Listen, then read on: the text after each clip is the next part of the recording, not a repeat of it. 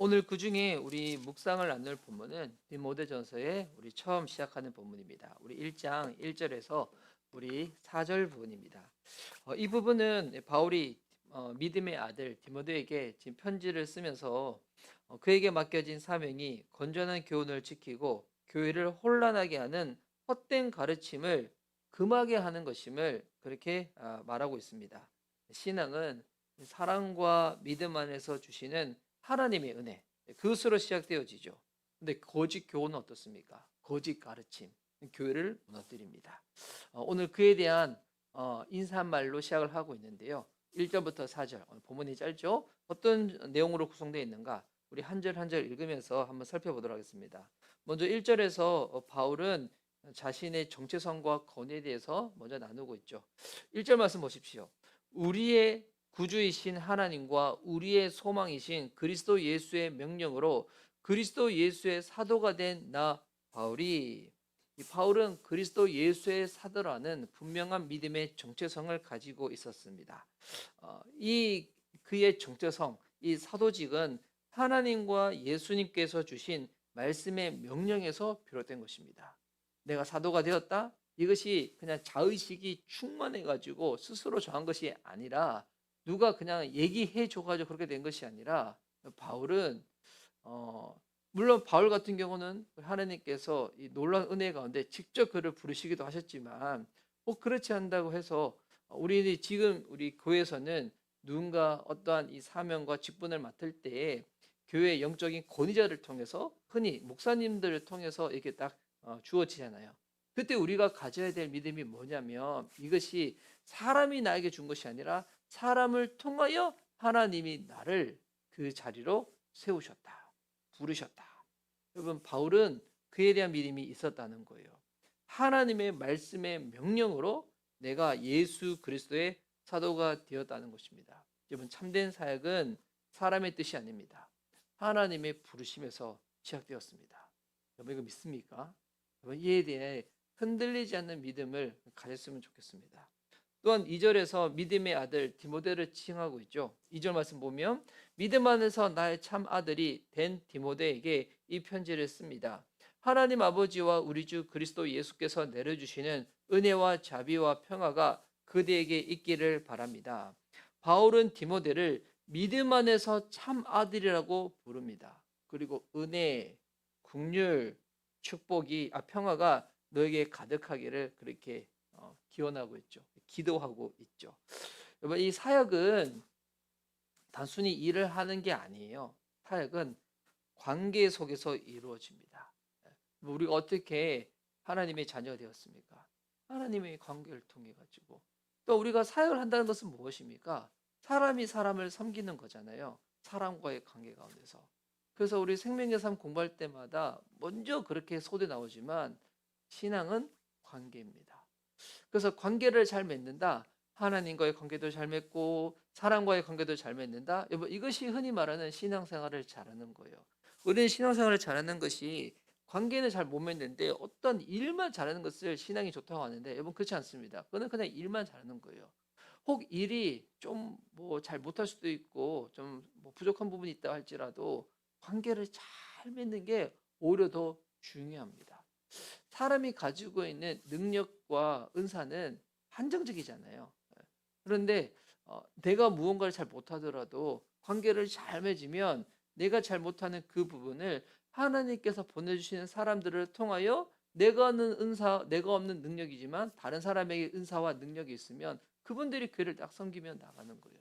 이거 가정교회 특징이잖아요. 가정교회는 하나님께서 우리에게 주신 은사대로 사명을 감당하는 것입니다. 여러분 이것이 정말 건강하게 이루어지기 위하여 먼저 선제되어야 될 것이 관계입니다. 하나님과의 관계, 사람과 사람과의 관계. 그 가운데서 이 사랑과 은혜로 쫙 이어지는 거죠. 그래서 여러분 이 바울이 디모데에게 영적인 아들 디모데, 믿음 안에서 영적인 아들이 된 디모데에게 무엇을 위해서 기도합니까? 은혜, 자비, 평화. 와 요즘 제가 어젯밤부터 오늘 아침에 계속 이 말씀 드렸거든요. 하나님 우리 사랑하는 미션 리바이벌계 성도님들에게 특별히 우리 교회를 함께 섬기고자 하는 분들에게 하나님 은혜를 더해달라고, 긍휼히 여겨달라고. 그리고 우리의 삶은 얼마나 복잡합니까? 분주합니까? 얼마나 이게 지치는 겁니까? 몸도 피곤하고 아프고. 예. 그럴 때 여러분, 하나님께서 부어주시는 이 내적인 평안이 우리 가운데 없으면 외부의 소란스러운 것들을 이겨낼 수가 없어요. 그런데 외부가 아무리 평안하더라도 내 속이 시끄러우면 이게 힘든 거거든요. 우리가 주님께 간구하는 거죠. 은혜도 간구하고 우리를 긍휼히 여겨 달라고 주의 자비도 간구하고 우리 가운데 이런 평화가 주어지기를. 예, 평화가. 그리고 이 3절에서는 바울이 디모데에게 잘못된 가르침을 금하라고 명령하고 있습니다. 3절, 내가 마게도니아로 떠날 때 그대에게 에베소에 머물러 있으라고 부탁하였습니다. 그것은 그대가 거기에서 어떤 사람들로 하여금 다른 교리를 가르치지 못하도록 명령하고, 바울은 디모데가 에베소에 머물러 거짓 교리를 퍼뜨리는 사람들을 막아야 한다고 말하고 있어요. 네. 에베소에 머물러서 거짓 교리를 말하는 사람들. 거짓 교리를 말하는 사람들 왜 막아야 됩니까? 여러분, 이 거짓 교리, 잘못된 가르침, 세상의 그런 이야기, 그런 것들이 교회를 흔들기 때문입니다. 여러분, 사람도 그렇지 않나요? 개인적으로도 보면 우리가 마음이 공허하다 보니까 여러분 이런 것도 보고 저런 것도 보고 막 하죠. 요즘 또 뭐 스마트폰으로 얼마나 편합니까? OTT 펴가지고 뭐 이거 보고 저거 보고 막 우리 뭐 필터링 아무것도 필터링 하지 않고 그냥 막 보잖아요. 그러면 여러분 이게 보는 게 내 속을 채울까 생각하지만 결코 그렇지 않거든요. 정말 하나님의 사람들, 영적인 사람들은 알아요. 그런 것들로 인해 가지고 내 속이 비어있는 속이 결코 채워주지 않구나. 오히려 더 여러분 더 갈급하게 되고 더 목마르게 되고 그렇게 되어집니다. 여러분 그래서 세상에서 주는 그 어떤 것들, 어떤 가르침들, 여러분 그런 것들은 오히려 우리를 채우지 않고 이것을 무방비하게 계속 열어놓으면 개인의 신앙도 무너지고 교회 공동체적으로도 마찬가지입니다. 우리가 진리이신 하나님 말씀을 붙잡지 아니하면 여러분 무너지게 됩니다. 거짓 가르침을 교회에서 막으라고 바울이 단호하게 디모데에게 명령하고 있죠. 그래서 4절 말씀에 왜 막아야 되는가? 친화와 끝없는 족보 이야기에 정신을 팔지 못하도록 명령하려는 것입니다. 그러한 것들은 믿음 안에 세우신 하나님의 경륜을 이루기보다는 도리어 쓸데없는 변론을 일으킬 뿐입니다. 여러분 헛된 말, 끝없는 족보 논쟁. 그러니까 세상에서 지금 말하는 온갖 쓸데없는 것들, 막 뭐 줄타는 사람, 누구 줄을 서야 된다, 뭘 해야 된다 하는 모든 것들은 믿음을 세우지 못하게 하고요, 오히려 혼란만 가져오는 것입니다. 뭐 참된 가르침은 하나님의 구원의 계획을 굳게 세우지만 이와 같은 것들은 하나님이 이루시고자 하는 그 구원의 경륜을 오히려 더 방해하는 것들이죠. 방해하는 것들. 예. 그래서 우리가 보는 것, 듣는 것, 이거 정말 잘해야 됩니다. 사람이 먹는 것도 가려서 먹어야지 몸이 건강해지는 것처럼 우리가 영적인 존재이기 때문에 누구를 만나고 누구랑 사귀고 무엇을 보고 무엇을 듣고 이게 너무 중요하거든요. 여러분 잘 분별하십시오. 아무거나 보지 마시고 아무거나 듣지 마시고 여러분 정말 하나님께서 우리에게 말씀하신 것들, 허락하신 것들, 여러분 그런 것들 보시고 그런 것들 들으십시오. 그리고 우리 미션 이바비교회 성도님들이시라면 여러분 이거는 뭐 꼭 진리하지만 가능한 대로 여러분 교회에서 밥을 드십시오. 교회에서 밥을 드시라는 게 그냥 먹는 밥만 드는 게 아니라 여러분 영적인 여러분의 주식이 우리 미션 이바비교회를 통하여 허락되어지는 여러분 그와 같은 것들이어야 됩니다. 여러분 주일 예배 때 와서 은혜 받기를 사모하시고, 그리고 하루하루 살 때 우리가 또 너무 몰아가지고 모이기 참 쉽지 않을 때는 또 이렇게 온라인으로 송출되어지는 새날 경건기들을 통해 가지고 여러분 뭐 다른 교회 목사님들 뭐 설교 뭐 얼마 잘하십니까? 근데 그분들 설교 듣는다 해서 그때뿐이죠. 우리 미션 리바벨 교회에서 우리 흘러보내는 이 말씀을 들으시면서 여러분 영적으로 채우시고, 그리고 여러분 적극적으로 이상한 목사한테 여러분이 필요한 것들, 여러분의 마음에 지금 필요한 기도 제목들을 그냥 다 알리십시오.